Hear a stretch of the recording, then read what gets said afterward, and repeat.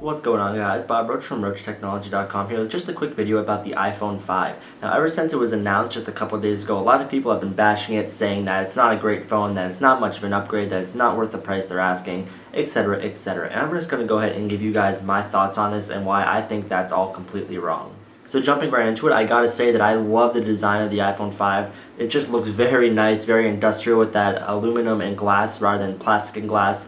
Obviously the bigger form factor just makes it look like much more, I guess, professional of a phone, if phones could be professional. But a lot of people that, despite the redesign, they just don't think that, what's inside is all that great, all that improved. Well, this is absolutely wrong, and a lot of people really don't realize or maybe even appreciate the engineering that went into this phone. So obviously they've included a 4-inch screen. Now I know that there's Android phones with just ridiculous screens like 4.5, 4.3 inches, and honestly I just don't really see that being comfortable. I mean, a bigger screen is nice, but it's not just the size of it, it's also the quality of the display, how well, and this is Apple's big thing, is how well it fits in your hand. There's many times in my life where I want to be able to control my phone with one hand. I want to be able to reach in that upper left corner with my thumb to be able to, go back within applications. I shouldn't need to use both hands to do that, and that's what makes the iPhone such a great size. And that's why, honestly, if I can find it here, found it. That's why I've never had a problem with the 3.5-inch display, because it fits in my hand easily, and my thumb can very easily reach that upper corner, and I don't, fatigue my thumb or anything by using it. I mean, I can just reach all aspects of it great, and I don't have the biggest hands in the world, and I don't have the smallest hands in the world. I just have, medium 20-year-old hands, and this phone size it's very nice. So Apple, like they said, they didn't make it wider, they just made it taller. So the width has never been an issue, but the width, or the height rather, I still have a ways. I can reach about the top of the phone here. So that I believe it's just going to make for a perfect touchscreen experience. But getting back into the engineering, they've also redone the whole display. No longer is it the two layers, like one for the touch and one for the actual display. It's now just merged into one display, making the phone thinner, making the screen more accurate. That's just very nice. I don't really think that any other manufacturer has done that. And while that's something that, if you hold like an Android phone or an iPhone, you probably won't really notice just upon first glance, but it's really using it day after day that you will notice that when you move to a different phone, it's just not the same. Moving on to all the wireless stuff, they now have LTE, which yes, they are playing catch up with, but just because it's not that Apple couldn't have, done in the iPhone 4, they just like to space things out. Don't put all your eggs in one basket. I guarantee any of you guys, if you were running Apple, you wouldn't just make the best phone and then next year have nothing to implement. So I mean, that's how Apple is. They put, they spread out their features over time, so people want to keep buying their phones. It's business. But they've also combined the CDMA and the LTE chips into one chip to put on that small PCB that's inside of here. So that's just fantastic. I don't think any other company has done that. And while most people really won't even notice, won't know about, or even care about that, that's a feat that really will help push phones forward. So not getting too much more into the details, basically they've just taken all the components that are in this guy right here and they've shrunk them down, which is already pretty impressive, but they've also made them faster while being physically smaller, and that's something that not a lot of companies can say, and it's the rate of how much faster they are. Like the CPU is literally twice the performance across the board on just about everything, yet it's physically smaller. That's not easy stuff to do. And given all that it's in a smaller package, given that everything's faster, more updated, the battery life actually increased. That's also something that a lot of companies can't do. Maybe they can and they just don't because it's too expensive, or whatever the reason is. A lot of companies don't do that, and Apple is definitely the leader when it comes to the hardware inside this guy. And I know what a lot of you guys are going to say, that Android phones have, faster processors, they have faster this and faster that. But the software is not really optimized to take advantage of it. So Apple can have lower clocked components. For example, I think this is an 800 megahertz processor, whereas a lot of the other Android phones like Snapdragons, or I don't even know what they have these days, but they're like a gigahertz, maybe even some a little faster. Yet this is just as fast on lower hardware. That's all due to software optimization, and Android just simply can't say that. It's kind of like Windows. It just has to run on so many different kinds of configurations. It just really can't be optimized for a specific set of hardware, which leads to fragmentation.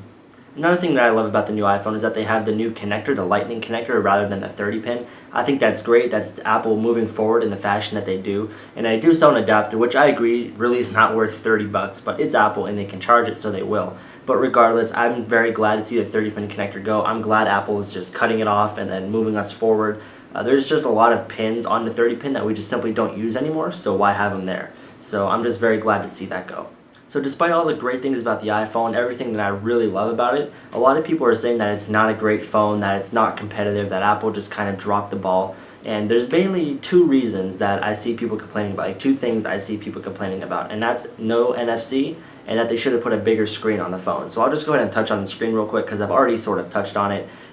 Screens, they just can only get so big before they actually just become harder to use. I mean, if Apple wanted to, they could put a 7-inch screen on that, but eventually it's a tablet. Eventually you need two hands to use it, and that's not what Apple goes for. They go for, comfortable in your hand. I mean, they pointed all this out in the keynote. So I really do think that 4 inches is a sweet spot. Like I said, I've always been a fan of 3.5 inch, but as long as it's comfortable to use, 4 inches should be great. And it's a perfect width, I think, too. The width is very nice on the iPhone. But so that's the screen. But now let's go ahead and move on to NFC. I'm going to go out on a limb here and say that at least 90% of everyday consumers don't even know what NFC is, what NFC stands for. NFC is a very cool technology, but just because a technology is cool doesn't mean that you should have it in your pocket at all times. And so, like I said, it's cool to be able to take my phone, swipe it in front of something, and have me, pay for something. But the fact is that even if I had NFC in this phone right here, right now, I would have nowhere to use it because nowhere around me supports it. And I just don't think that they will. I mean, it's probably going to cost the business a lot of money to implement something like NFC. And I just don't think we're really ready for that yet. I don't think that NFC is going to be around in a year or two's time, simply just because I don't think it's just going to be something that everyone's going to jump on board with. And for example, if it does, then Apple can always add that in the next, the 6 or the 5S or the whatever Apple decides to call the phone. But point of the matter is, right now, NFC just is not big news. It's a cool technology, but it's not big news. So why waste space on that tiny PCB and to put a NFC chip that we don't even know if it's going to catch on yet? Apple can put other things on there that they're really more fundamental to the iPhone. And now on the subject of mobile payments, I think Apple's version of NFC is Passbook, and that's just software where if it doesn't catch on, all you have to do is remove some lines of code and it's gone. It's not hardwired into the device. So I think Passbook will be a success because I know for sure that I would love to use it. I would love to be able to have, say, a Starbucks or just some kind of gift card emailed to me, and then I can just use it in Passbook, and when I get there it just pops up automatically. I think that's the coolest thing. I don't know about you guys, but I think I would definitely use Passbook. I think I would use NFC if it catches on, and if in a year we have it, then I think Apple might implement it. But for now, I think Passbook is going to do just great. And I think mainly the thing that people are mostly upset about isn't really the hardware as much as iOS 6. iOS 6 does have some pretty cool things, like Passbook. They have new maps. It's probably a little bit faster, but really that's it for the main features. I mean, sure, Siri can, name some movies and stuff. Not everyone's going to use that. I know I'm not. If I want to watch a movie or a trailer or something, I just go to YouTube and type it in. I don't really need Siri to do that stuff for me. That stuff really isn't a big deal. And other than that, Apple did not really include too much in iOS 6, which I have to agree is kind of disappointing. I feel like the OS could use a refresh, that it could use some more customization. But that's not a fault of the phone. That's just a fault of the software that it runs. And that can be updated at any given time at all. So it's not a reason to hate on the iPhone 5. It's a reason to just kind of hate on iOS and say, step up your game.